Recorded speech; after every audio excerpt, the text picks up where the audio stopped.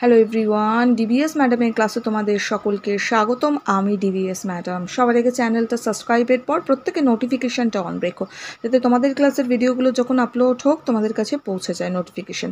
শুরু করা যাক আজকে আলোচনা আমাদের ক্লাস 8 হিস্ট্রি চ্যাপ্টার 7 অর্থাৎ ভারতের জাতীয় আন্দোলনের আদর্শ ও বিবর্তন, পেজ নম্বর 133 অর্থাৎ প্রশ্ন উত্তর, হাতে কলমে যে প্রশ্ন উত্তরগুলো আছে এগুলো আমরা আজকে একটু সলভ করব। ঠিক আছে, এটা ইম্পর্টেন্ট। এই চ্যাপ্টারটা অলরেডি আমি খানিকটা ডিসকাশন করে দিয়েছি, কিছু ডিসকাশন বাকি আছে, সেটা আমি করে দেবো। আগে আমরা একটু বইয়ের প্রশ্ন উত্তরগুলো নিয়ে নিই। শুরু করা যাক। ভিডিওটা লাইক শেয়ার করো। দেখো, সবার প্রথমে কিছু ছোট প্রশ্ন আছে। বলছে যে নিচের বিবৃতিগুলির সঙ্গে তার নিচের কোন ব্যাখ্যাটা সবচেয়ে মানানসই খুঁজে নাও। সবার প্রথমে আমাদের কি দিয়েছে? বিবৃতি 1, মানে কয়েকটা দিয়েছে কি, গান্ধীজি পাশ্চাত্য আদর্শের বিরোধী ছিলেন। এখানে আমাকে অনেকগুলো অপশন দিয়েছে। বলছে গান্ধীজি রক্ষণশীল মানুষ ছিলেন। দ্বিতীয় আমাদের বলছে গান্ধীজি মনে করতেন পাশ্চাত্য আদর্শ ভারতের প্রকৃত স্বরাজ অর্জনের পথে বাধা। 3 নম্বর আমাদের বলছে গান্ধীজি চাইতেন ভারতের সমস্ত মানুষ সরল জীবনযাপন করুক। না, 2 নম্বরটা আমরা এটা করব, ব্যাখ্যা 2 যেটা দিয়েছে এটা আমরা আনসার করব। কি আনসার দেব? না, গান্ধীজি মনে করতেন পাশ্চাত্য আদর্শ ভারতের প্রকৃত স্বরাজ অর্জনের পথে বাধা। ঠিক আছে, তাহলে আমরা এটা কোনটা করলাম? না, 2 নম্বরেরটা ব্যাখ্যাটায় দাগ দিলাম। ঠিক আছে, নেক্সট পরেরটায় যাব। কয়েকটা আমাদের বলেছে যে 1919 খ্রিস্টাব্দের রাওলাট আইন তৈরি হয়েছিল। এখানে ব্যাখ্যা 1-এ দিয়েছে যে ভারতের রাজনীতিতে গান্ধীজির প্রভাব কমানোর জন্য। 2 নম্বর দিয়েছে ব্রিটিশ বিরোধী ক্ষোভ ও ব্রিটিশ আন্দোলনগুলি দমন করার জন্য। ইয়েস। নেক্সট আমাদের বলেছে ভারতীয়দের সাংবিধানিক সুযোগ সুবিধা দেওয়ার জন্য। না, 2 নম্বর ব্যাখ্যাটা আমরা দাগ দেবো। 2-এরটা হবে এটা, ব্রিটিশ বিরোধী ক্ষোভ ও বিপ্লবী আন্দোলনগুলো দমন করার জন্য। ঠিক আছে, 2 নম্বরেরটা দাগ দিয়ে নেবে। নেক্সট পরের প্রশ্নে চলে যাব। 3 নম্বর মানে গয়েরটায় যাব। গয়েরটা আমাদের বলছে যে বিবৃতি দিয়েছে, বলেছে যে গান্ধীজি খিলাফত আন্দোলনকে সমর্থন করেছিলেন। 1 নম্বর ব্যাখ্যা দিয়েছে ভারতের জাতীয় আন্দোলনের মুসলমানদের সমর্থন ও সহযোগিতা আদায় করার জন্য। নেক্সট বলেছে তুরস্কের সুলতানের প্রতি সহানুভূতি দেখানোর জন্য। 3 নম্বর বলেছে মুসলমান সমাজের উন্নতির দাবি জোরদার করার জন্য। এটা আমরা করব প্রথমেরটা, ভারতের জাতীয় আন্দোলনের মুসলমানদের সমর্থন ও সহযোগিতা আদায় করার জন্য। ঠিক আছে, তাহলে আমরা 1 নম্বরেরটা দাগ দিলাম, কয়েকটা আমরা দাগ দেব। হলো। নেক্সট পরের প্রশ্নটায় আমরা চলে যাব। ঘয়েরটায় যাব। ঘয়েরটা আমাদের বলেছে, বিবৃতি আমাদের দিয়েছে ভারতীয়রা সাইমন কমিশন বর্জন করেছিল। ব্যাখ্যা 1-এ আমাদের দিয়েছে ভারতীয়রা স্যার জন সাইমনকে পছন্দ করতো না। নেক্সট দিয়েছে স্যার জন সাইমন ছিলেন ভারতীয়দের বিরোধী। 3 নম্বর দিয়েছে আমাদের। নেক্সট আমাদের দিয়েছে যে সাইমন কমিশনে কোনো ভারতীয় প্রতিনিধি ছিলেন না। ইয়েস, এইটাই হবে, আমরা এটা করব। সাইমন কমিশনে কোনো ভারতীয় প্রতিনিধি যেহেতু ছিল না, সেই জন্য সাইমন কমিশন বর্জন করেছিল। ওকে, ভারতীয়রা।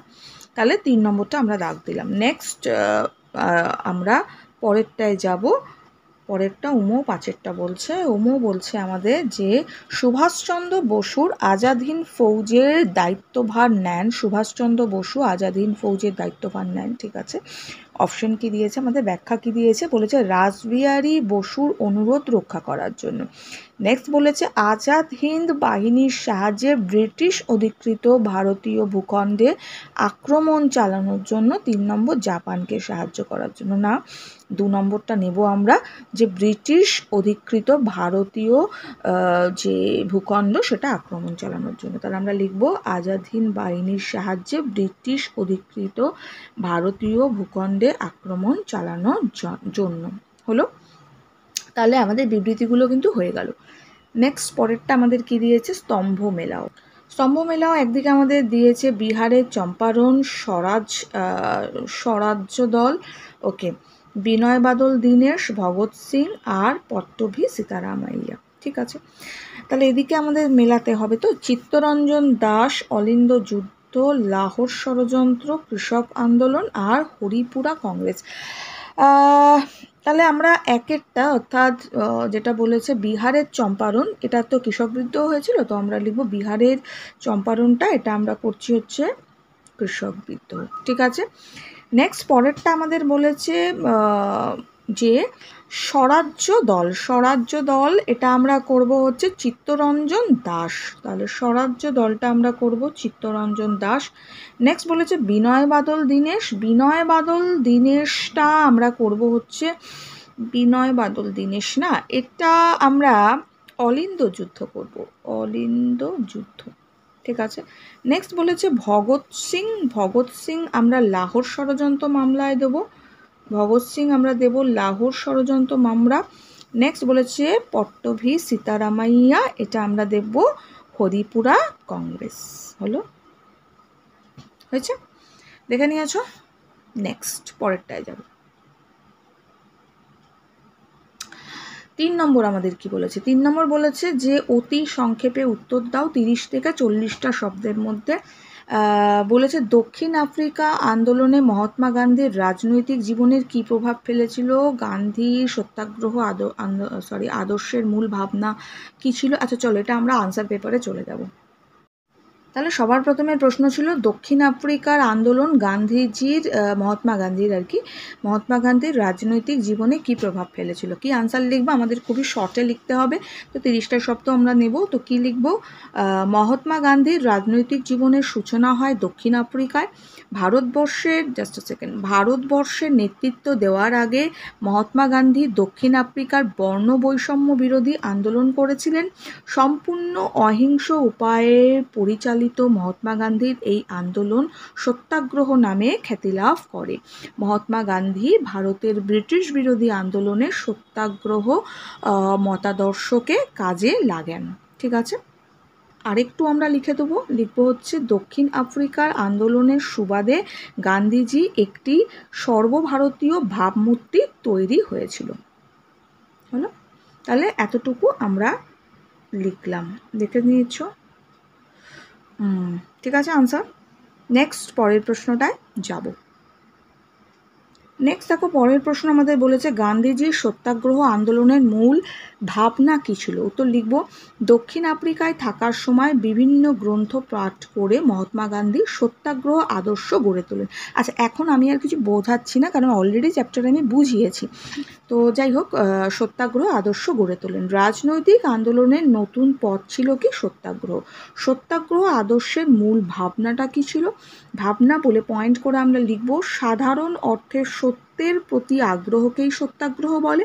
গান্ধীজির মতে যা সত্য ও ন্যায়সঙ্গত সেই বিশ্বাসে অনড় থেকে শান্ত ও নিরস্তভাবে সংযম ও অহিংসার সঙ্গে অন্যায়ের বিরুদ্ধে প্রতিবাদ করে প্রতিপক্ষের হৃদয় জয় করা হলো সত্যাগ্রহ। খুব ইম্পর্টেন্ট, ভালো করে লিখবে এটা। হ্যাঁ, নেক্সট আমরা লিখব গান্ধীজি মনে করতেন মানুষের জীবনের চূড়ান্ত লক্ষ্য হলো সত্য অনুসন্ধান করা, তাই রাজনৈতিক আন্দোলনের চূড়ান্ত উদ্দেশ্য হওয়া উচিত সত্যের প্রতি আগ্রহ ও নিষ্ঠা।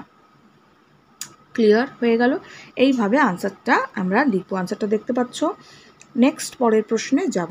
পরের প্রশ্ন আমাদের বলেছে স্বরাজ্যপন্থীদের আন্দোলনের মূল দাবিগুলো কী ছিল?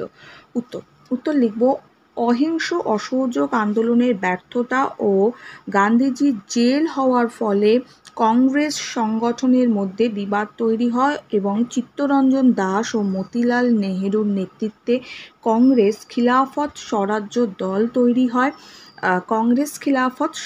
দল তৈরি হয়। এই দলের অনুগামীদের স্বরাজ্যপন্থী বলা হতো। এবার আমরা দাবিগুলোকে নেব। দাবিগুলো কি দেবো? 1 নম্বর দাবিতে আমরা দেব আইন পরিষদ বয়কট না করে তাতে অংশ নেওয়া। 2 নম্বর লিখব আইনসভায় প্রবেশ করে সরকারি নীতি ও কাজে বাধা দেওয়া। 3 নম্বর দেব ভারতীয়দের উন্নয়নে সহায়ক নানা প্রস্তাব ও বিলকে উত্থাপন করা। ঠিক আছে, হয়ে গেল। তাহলে এটা আমাদের আনসার হয়ে গেল। নেক্সট পরের প্রশ্নে আমরা চলে যাব। পরের প্রশ্ন আমাদের বলেছে কাকে কেন সীমান্ত গান্ধী বলা হয়? উত্তর লিখব খান আব্দুল গফর খানকে সীমান্ত গান্ধী বলা হতো, কারণ কি? খান আব্দুল গফর খান ছিলেন গান্ধীবাদী স্বাধীনতা সংগ্রামী। তিনি ভারতের উত্তর পশ্চিম সীমান্ত অঞ্চলে মহাত্মা গান্ধীর আদর্শে আন্দোলন করেছিলেন বলে তাকে সীমান্ত গান্ধী বলা হতো। এটা কিন্তু প্রশ্নটা খুব আসে। নেক্সট লিখব, তার নেতৃত্বে উত্তর পশ্চিম সীমান্ত অঞ্চলে আইন অমান্য আন্দোলন প্রবল আকার ধারণ করে। বাস এতটুকু আমরা দেব এটা। নেক্সট পরের প্রশ্নে যাব। পরের দেখো উমর একটা প্রশ্ন আছে। উমর প্রশ্নটা আমাদের বলেছে যে ভারত ছাড়ো আন্দোলনে ভারত ছাড়ো আন্দোলনে মাতঙ্গিনী হাজরার ভূমিকা কী ছিল? এটাও ইম্পর্টেন্ট প্রশ্ন। আমরা কি আনসার লিখব? ভারত ছাড়ো আন্দোলনের ইতিহাসে মাতঙ্গিনী হাজরার নাম চিরস্মরণীয়। মেদিনীপুর জেলার তমলুকের 73 বছরের বৃদ্ধা মাতঙ্গিনী হাজরা গান্ধীবাদী ছিলেন বলে তাকে গান্ধী বুড়ি বলা হতো। নেক্সট আমরা লিখব, ভারত ছাড়ো আন্দোলনের সময় 1942 খ্রিস্টাব্দে 29শে সেপ্টেম্বর মাতঙ্গিনী হাজরার নেতৃত্বে অনেক মানুষ তমলুক থানায় বিক্ষোভ দেখিয়েছিলেন। পুলিশ আন্দোলনকারীদের ওপর গুলি চালালে নেত্রী মাতঙ্গিনী হাজরার বুকে গুলি লাগে এবং তিনি শহীদের মৃত্যুবরণ করেন। হলো? বাস এতটা লিখবো তাহলেই হবে। তাহলে আজকে এই প্রশ্নগুলো তোমাদের দিলাম, আমি 3 নম্বর পর্যন্ত আলোচনা করে দিলাম। 4 নম্বরের প্রশ্নগুলো বাকি রইল। এটা আমি নেক্সট ভিডিওতে আলোচনা করব, পার্ট 2তে আলোচনা করব। এখন আমি পার্ট 1টা কমপ্লিট করছি। এখনের জন্য এটুকু। ভিডিওটা লাইক শেয়ার করো। খুব ভালো থেকো।